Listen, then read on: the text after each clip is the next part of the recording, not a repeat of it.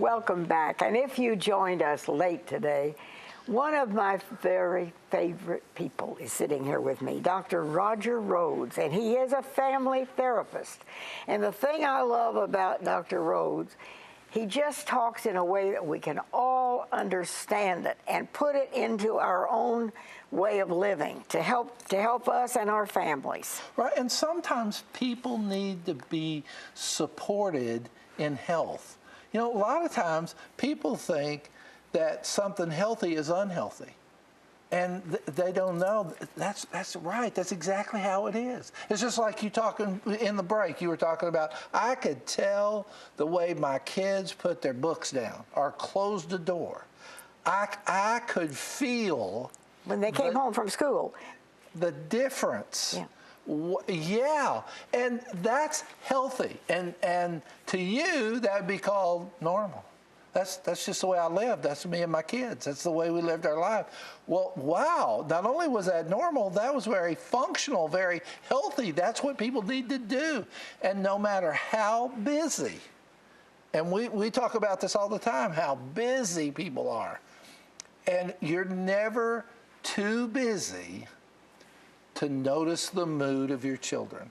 And one of the things you and I know very well is our children grow up real fast. People, these kids. Let me tell you, we both have sat here and watched our children and can remember when they were little bitty, and now they're grown and they got little bitties. Right. But what worked long ago works now. Yeah, this kind of thing doesn't go out of style. It never does. Noticing your kids is powerful. Being involved in your kid's life. I am a huge proponent of parents being in the middle of their kids' lives. And am I saying it's going to make your kids happy? No, I'm not saying that. And they're going to just, come on, let me tell you all about my life. Kids are never going to do that. Kids are going to be resentful. Big deal. Let them be resentful. But get in the middle of their lives. Watch their books. Watch their how they're closing doors. No matter how much you're in something, if you do that, what you're going to find out is you really want to get to a place where you know things they're not willing to tell you, because there's the real story. Kids feel ashamed that they're being picked on. Kids feel ashamed that people are threatening them. And so they internalize that, and that can be so dangerous. You need to be out there, be in the middle, check it out, and if you question at all, get up, get into that situation.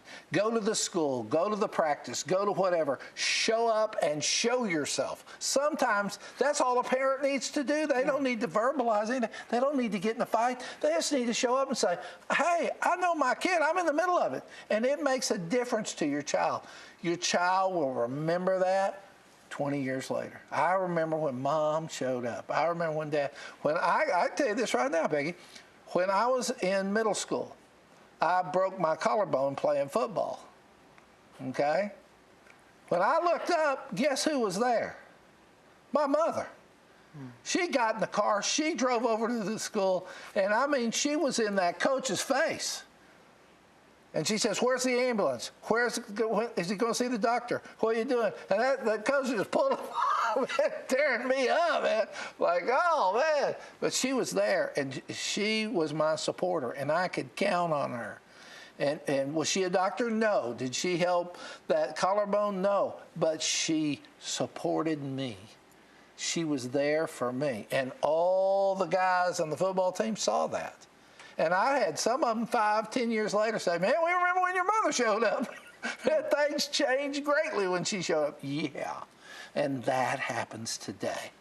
You want to be involved. You want to encourage parents to be involved. And you want to encourage people, like I've said before, to make friends.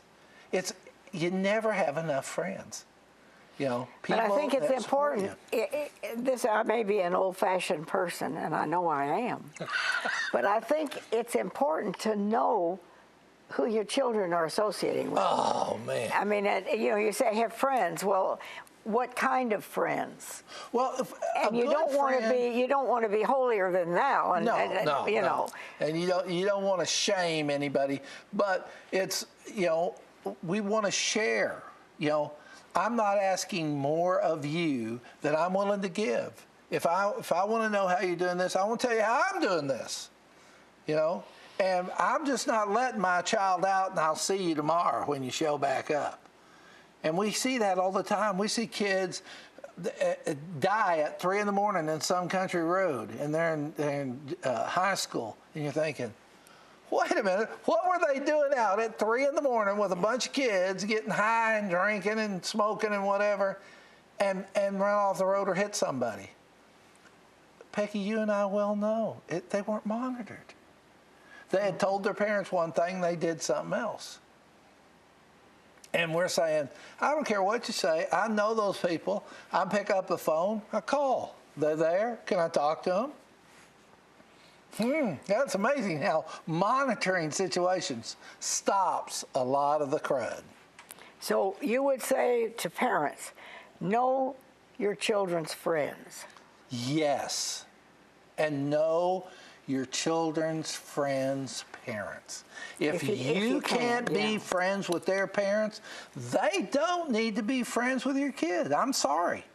And that may be a great friend for them, but I'm sorry. No, they can be an acquaintance. You can talk to them at school. But as far as doing stuff, I don't know their parents well enough for you to be doing something with them socially.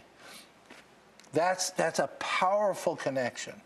And it helps parents keep their kids safe and monitor their kids.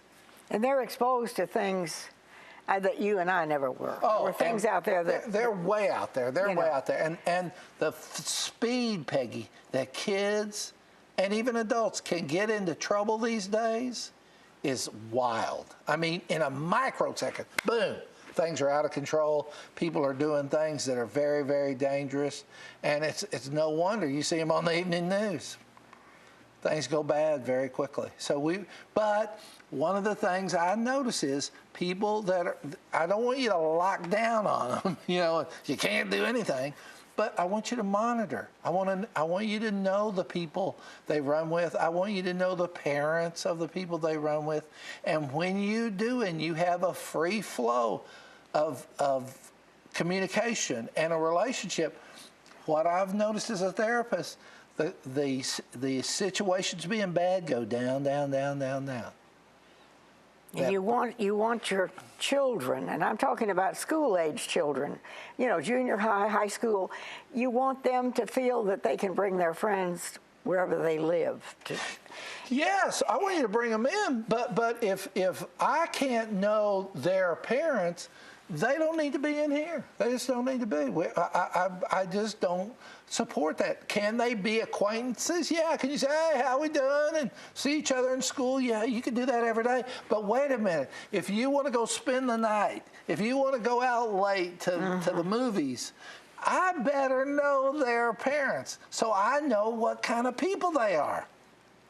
And because everybody has different rules and regulations. Right. And sometimes if I ask a parent, tell me the rules of the kid your child's running with, they can't tell me.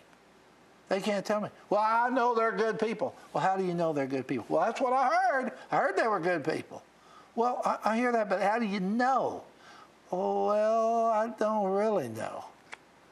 And then they're astounded when something bad happens. All of a sudden, their kid's arrested or their kid's in an accident. And I'm saying, wait a minute, that just didn't happen out of nowhere. There was a lead up to that.